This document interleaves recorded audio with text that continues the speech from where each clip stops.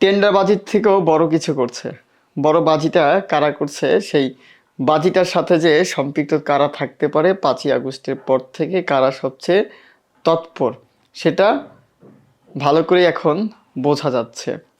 Tender tender আগে হচ্ছে drop করার আগে হচ্ছে বাজি হতো, এবং সেই টেন্ডার বাজিতে কি হয় সেটাও আমরা জানি।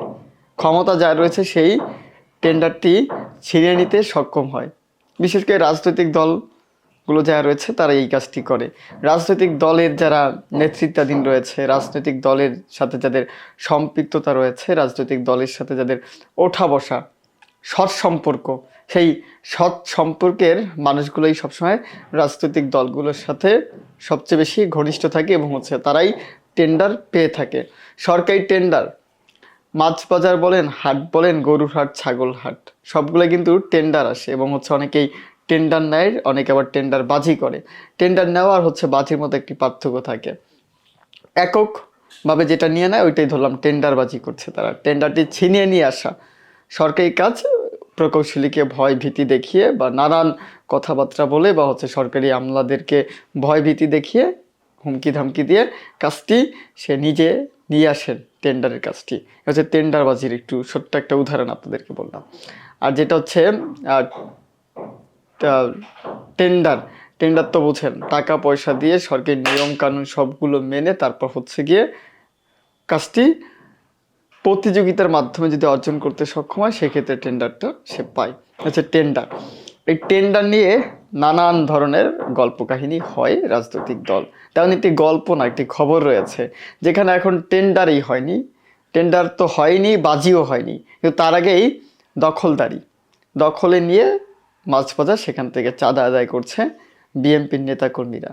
চাঁদা, সক্রিয় চাঁদাবাজি একদম 5ই আগস্টের পর থেকেই সক্রিয় চাঁদাবাজি করছে, ওপেনলি করছে। এত খবর, এত দলীয় চাপ, এত কেন্দ্রীয় নেতাকর্মী, দায়িত্বশীল ব্যক্তিরা এই ব্যাপারে জিরো টলারেন্স দিয়েছে।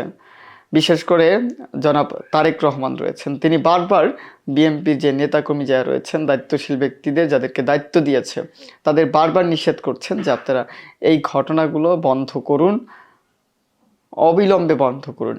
জিরো টলারেন্স সে বলছেন। হাত পা ভেঙে তারপরে নাকি আপনার দিতে পুলিশের কাছে সোপর্দ করতে। আচ্ছা, হাত পা ভাঙলে আবার সেখানে দেখবেন কেন্দ্রীয় নেতার একটু আবির্ভাব ঘটে। কার হাত পা ভাঙবেন কার, তারা কাদের ধারা পরিচালিত সেটা শোনার পরে, এবং তাদের যে অস্ত্র শস্ত্র কারা দেয়, তাদের শক্তি কারা দেয়, তারা কাদের হয়ে কাজ করে, সেটা তো ওই যে কেঁচো খুঁড়তে গিয়ে সাপের সন্ধান মেলে। সেই সাপের সন্ধান যখন পায় তখনই তো সব কিছু উল্টাপাল্টা হয়ে যায়। খবর যেতে চাই যে টেন্ডারের আগেই মাছ বাজার দখলে নিয়ে চাঁদা আদায় 2 বিএনপি নেতার। টেন্ডার হয়নি, টেন্ডার আগেই মাছ বাজার দখলে নিয়ে চাঁদা আদায় করছেন প্রতিনিয়ত 2 বিএনপির নেতা। এই চাঁদা কারা পাচ্ছে, কারা খাচ্ছে, কেনই তারা এই চাঁদা আদায় করছে? একটু খবরে, চট্টগ্রাম সিটি কর্পোরেশনে চসিক একটি মাছ বাজারের টেন্ডার প্রক্রিয়া শুরু করেছে মাত্র। শুরুতেই বলে না যে গোড়ায় গলত, মানে শুরুতেই অশুভ একটি আত্মার আবির্ভাব, এবং সেই অশুভ আত্মাগুলো হচ্ছে এই বিএনপি যে 2 নেতা রয়েছে যারা টেন্ডারের আগেই মাছ বাজারটি দখল করে প্রতিনিয়ত চাঁদা তুলছে। এই চাঁদা তোলার পর এই চাঁদা কোথায় যাচ্ছে? পত্রিকায় বিজ্ঞপ্তি প্রকাশ করেছে আজ 29শে এপ্রিল থেকে ফরম বিক্রি শুরু হওয়ার কথা, কিন্তু এর আগেই চট্টগ্রামের বৃহত্তর এই বাজারটি চাক্তাই নতুন ফিশারি ঘাট দখল নিয়েছেন বিএনপি 2 নেতা। মাছ বাজারের 2 পাশে ঝুলিয়ে দিয়েছেন তাদের ছবি সংবলিত সাইনবোর্ড।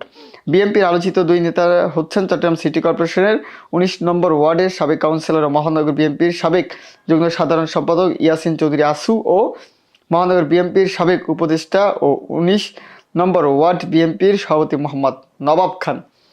নামও যেরকম কাজও, নবাবী জীবনযাপন।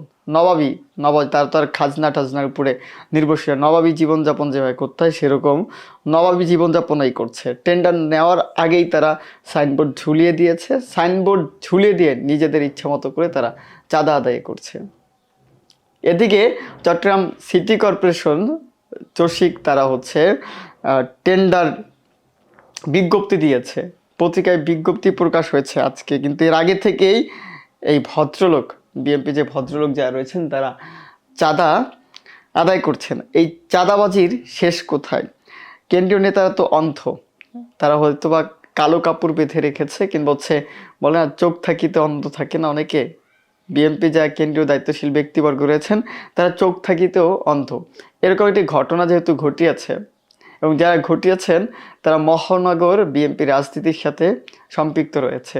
মহানগরের বিএনপি রাজনীতির সাথে সম্পৃক্ত থাকার পরেও এই নবাবী জীবনযাপন আর সেই নবাবদের যে কর্মকাণ্ড, এই নবাবী কর্মকাণ্ডের কি শেষ হবে না?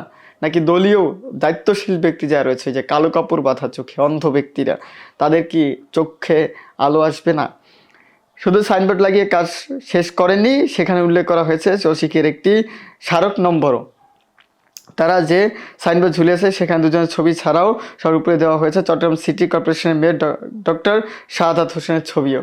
এটা একটা শাহাদাত হোসেন চট্টগ্রামে যে সদ্য বিএনপির ব্যক্তি নিয়োগ পেয়েছিলেন এবং সেই নিয়োগ ব্যক্তি খুব প্রশংসা কুড়াচ্ছিলেন ডক্টর শাহাদাত হোসেন, এবং নাকি অনেক উন্নত করে ফেলছেন, অনেক কর্মকাণ্ড হাতে নিয়েছেন। সে আধুনিক একটি চট্টগ্রাম উপহার দেওয়ার জন্য সর্বাত্মক চেষ্টা করছে। এই চেষ্টার মধ্যে কি ভূত, এই সরিষার ভিতরেই মনে হচ্ছে ভূত লুকিয়ে রয়েছেন। এবং এই নাম্বারটা সিটি কর্পোরেশন থেকে যে নাম্বার, সেই নাম্বারটা সে যে সংমিলিত নাম্বারটি সেটা কোথায় পেলেন? মাঝে সাইনবোর্ড টানানো দুই বিএনপি নেতা ডাক্তার শাহাদাতের অনুসারী বলে সংশ্লিষ্টরা জানিয়েছেন।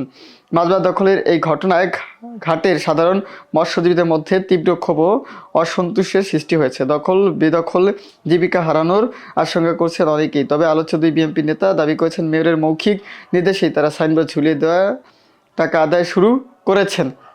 যতই সূত্রে জানা গেছে, গত 16 এপ্রিল দুটি দৈনিক চট্টগ্রাম সিটি কর্পোরেশনে তাদের আওতাধীন 5টি ফেরি ও ফিশারি ঘাট বাংলা 1432 সনে অবশিষ্ট সময়ের জন্য ইজারা দিতে দরপত্র আহ্বান করেন। ফেরিঘাটগুলো হচ্ছে সল্ট ঘোলা ঘাট, ফিশারি ঘাট, চাকতাই খালের পাশে পানঘাট থেকে গাজীচার ঘাট, পতেঙ্গা চাইনিজ ঘাট ও চাকতাই লবণ ঘাট। এসব ফেরিঘাটের ফরম সংগ্রহ করার জন্য তারিখ নির্ধারণ করা হয়েছে 29 এপ্রিল, আজ মঙ্গলবার। দরপত্র দাখিলের তারিখ নির্ধারণ করা হয় 30 এপ্রিল। সেদিন দেখা যায় একটি সাইনবোর্ড টাঙানো হয়েছে ফিশারি প্রবেশের মুখে এবং এটি টাঙানো হয়েছে ফিশারি ঘাটের পেছনে অংশে, যেখানে মাছের ট্রলার নোঙর করে। চট্টগ্রামের বড় মাছ বাজার এটি সাইনবোর্ডে লেখা রয়েছে চট্টগ্রাম সিটি কর্পোরেশনের কর্তৃক ইজারাকৃত স্টেট শাখা রাজস্ব বোর্ড স্মারক নাম্বার দেওয়া রয়েছে। চাকতাই এই হচ্ছে কর্মকাণ্ড এবং অভিযুক্ত সিটি কর্পোরেশন যে মেয়র দায়িত্বপ্রাপ্ত ডাক্তার শাহাদাত হোসেন রয়েছেন, তার অনুসারী হচ্ছে এই নবাব। তারাও নবাবী জীবনযাপন করছে। এখনও কার্যক্রম শেষ হয়নি, ফরম বিতরণ চলছে। আজকে 19 এপ্রিল 2025 এবং এখনই তারা কাজ চালিয়ে দিয়েছে, যেখানে এপ্রিল 30 পর্যন্ত ঘোষণা করার কথা ছিল দরপত্র। এই দরপত্রের আগে এবং স্থানীয় সূত্রে যেটা জানা গেল যে এখানে ডক্টর শাহাদাত হোসেন তিনি সবচেয়ে বড় ভূমিকা পালন করছে। তার যারা অনুসারী রয়েছে, তাকে যারা সমর্থন করছে, তার সাথে যারা সবসময় ওঠা বসা করে, তাদেরকেই তিনি বসিয়ে দিয়েছে বিভিন্ন পদে, তাদের দ্বারাই দখল করিয়েছে বিভিন্ন স্থান। কিন্তু সে সবসময় একটু নমনম ভাব নিয়ে থাকছে মানুষের প্রতি সদায়, এবং সে যে আসলেই জনবান্ধব নেতা, মানুষের জন্য কাজ করতে চাচ্ছেন, সেটাই তার কথাবার্তা বা কর্মকাণ্ডে ফুটিয়ে তোলার চেষ্টা করছে। কিন্তু এই যে এখন লেজে গোবরে অবস্থা, ধরলাম যে সিটি কর্পোরেশনের যে বড় মাথাটা রয়েছে ডাক্তার শাহাদাত হোসেন, তার অনুসারীদের বিরুদ্ধে ছোটোখাটো একটি পদক্ষেপ নেওয়া হতে পারে, কিন্তু যে মাথাটি রয়েছে, বড় মাথা ডাক্তার শাহাদাত হোসেন, যিনি সিটি কর্পোরেশন মেয়র হিসেবে দায়িত্ব পালন করছে, আসলে তার তো কিছু চেরারও হয়তো বা সম্ভব হবে না। বর্তমান অন্তর্বর্তীকালীন সরকার কাদের দায়িত্ব দিচ্ছে, কাদেরকে সিটি কর্পোরেশনের দায়িত্ব হাতে দিয়েছে, ওই শিয়ালের কাছে মুরগি বন্ধক রাখার মতো আর কি। ভালো থাকবেন, সুস্থ থাকবেন, শুভকামনা।